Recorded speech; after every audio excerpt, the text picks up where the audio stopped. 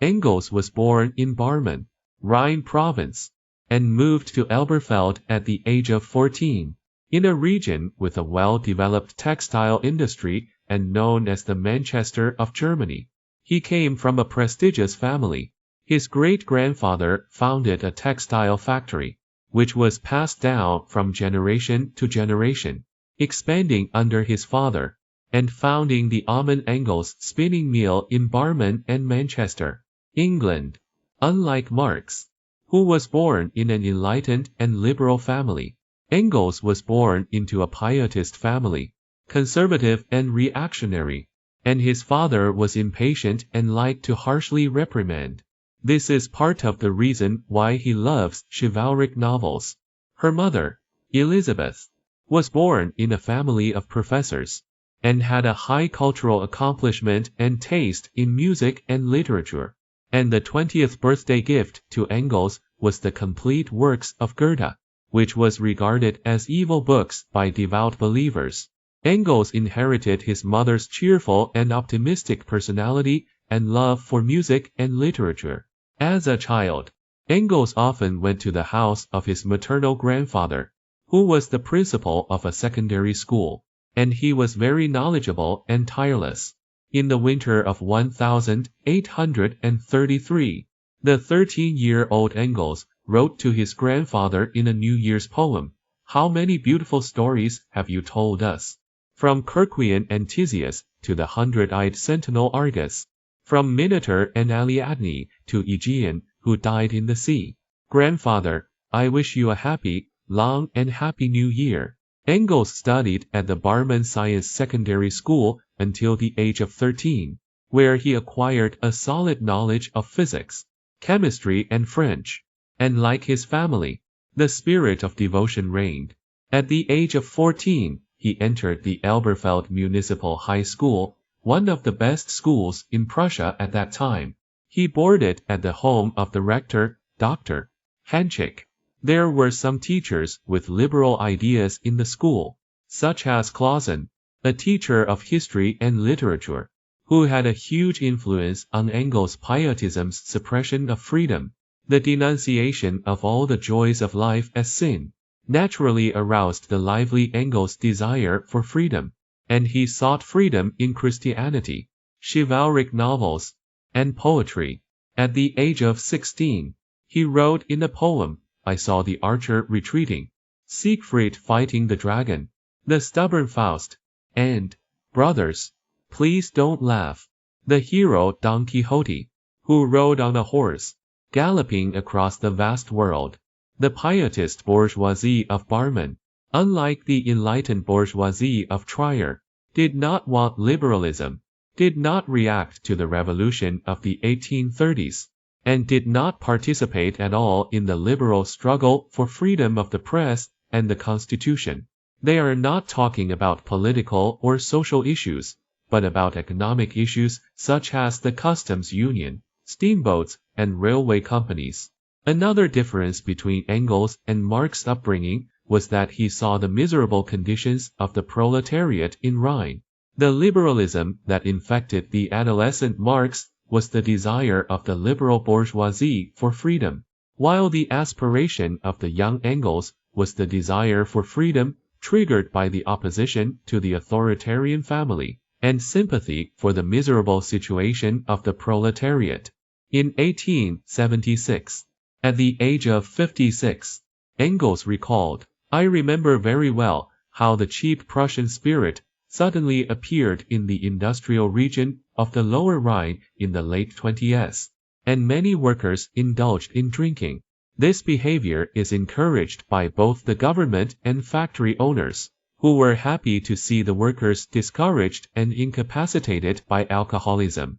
He was the son of the factory owner, and knew very well how the owners had made his fortune on the poverty and decadence of the workers, and tricked the workers into pinning their hopes in heaven. He had a great disgust with religion and capitalism.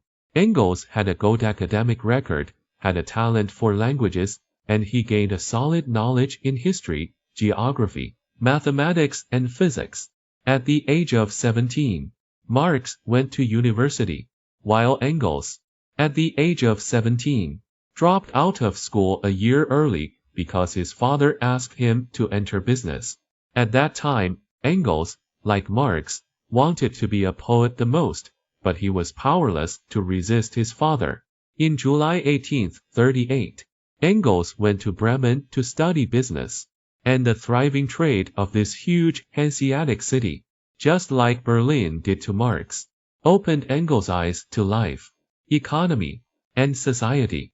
It was there that he made the first radical change of thought towards radical democracy. Unlike Marx, who looked for a spiritual way out in the stacks of books, Engels solved ideological problems in concrete social life. Engels read a lot of the works of the young Germans, supported Bernie, and participated in the young German movement. He wrote in his poem The Bedouins, these sons of Arab desert, who were originally bathed in the moonlight, sat by the springs of palm trees, agile and vigorous, and marched on their horses. But now, dancing for money, not out of natural necessity. No wonder their eyes were dull and silent. The poem Florida is still a contrast between the primitive peoples who lived freely and the Europeans who enslaved them. On the island of Florida, the Seminoles, oppressed by whites, vowed revenge and killed all whites. The first victims, however, were German youths who had joined the student association and had emigrated to the Americas in search of freedom. The young man complained, "Where I hope to breathe freely again, the fighter of freedom has prepared death for me. I had to make amends for my fellow citizens." When Marx was still debating with Hegel, Kant, and Schelling in the stacks of books, themes such as opposition to the alienation of work, anti-oppression, national liberation and internationalism had already appeared in the works of the 19-year-old Engels. In March 1839, Letters from Wuppertal, Engels' first political essay, was published in Deutsche Telegraph, the official newspaper of the young German movement. It depicts the hard work, decadent alcoholism, and religious deception of the inhabitants of Wuppertal. It was a companion to his famous book, The Condition of the Working Class in England. He writes that, working in a low house, inhaling more soot and dust than oxygen, and doing so from the age of 6, is bound to lose all strength and vitality. Weavers who work alone, squat in their homes from morning till night, sitting bent over the loom and roasting their spinal cords by the hot fire. Syphilis and lung disease have spread to incredible proportions, and 1,200 out of 2,500 school-age children are not in school and working as child labor. Just in Elberfeld, the factory owners felt no guilt, just need to go to church twice a Sunday. In April 1839, Engels wrote, "I am immersed in the spirit of freedom, concerned with the cause of freedom, a concept of the times represented by the young Germans, the constitutional question of the people's administration of the state, the question of the emancipation of the Jews, the question of the abolition of all religious coercion, the question of all hereditary aristocracy." In the German literary scene after the July Revolution, only young Germany truly embodied the progressive concept of the times. In May, the poetry Siegfried Who Can't Be Hurt depicts Siegfried, whom he has always loved, ecstatically leaving his father's castle and rushing into the whirlpool of the world, eager to meet his fate. A raging torrent roared out of the valley alone, and the pine tree fell in front of it, and it opened a new avenue for itself. And I will be like this torrent, carving a path for myself. In a letter to F. Grab dated 29 October 1839, he exposed and criticized Prussian feudal absolutism by commenting on the banned book Prussia and the Prussian system. The money aristocracy gave preferential treatment to the money aristocracy, at the expense of the poor, and pursued an immutable autocracy. The young German movement advocated freedom of belief and press, the introduction of a constitutional system, the emancipation of women, etc. But they were not ideologically mature and politically determined, and soon the majority of the faction became bourgeois liberals. With the further development of his understanding of young Germany, Engels discovered this literary group, which talked about theory in an empty way, was pessimistic and misanthropic, and divorced from the reality of life. Strauss's biography of Jesus shattered the myth of Jesus and criticized the blind faith in Christ Jesus, which was suitable for Engels, who was bidding farewell to religious beliefs.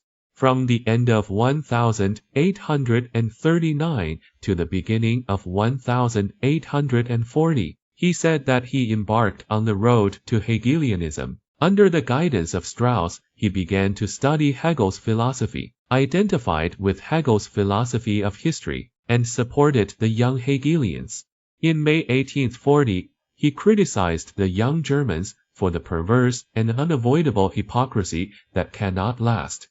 The spirit of self-transcendence and self-revolution of the young Engels has been extremely prominent since that time. Soon after, in June 1842, Engels put it succinctly and clearly in his commentary on Alexander Junk's lectures on modern German literature. Young Germany is past. The young Hegelians have appeared. Strauss, Feuerbach, Bauer, the Almanac have attracted universal attention, and the struggle between principles is at its climax. It is a life and death struggle. He was talking about the development of German thought, and he himself was a microcosm of this intellectual development.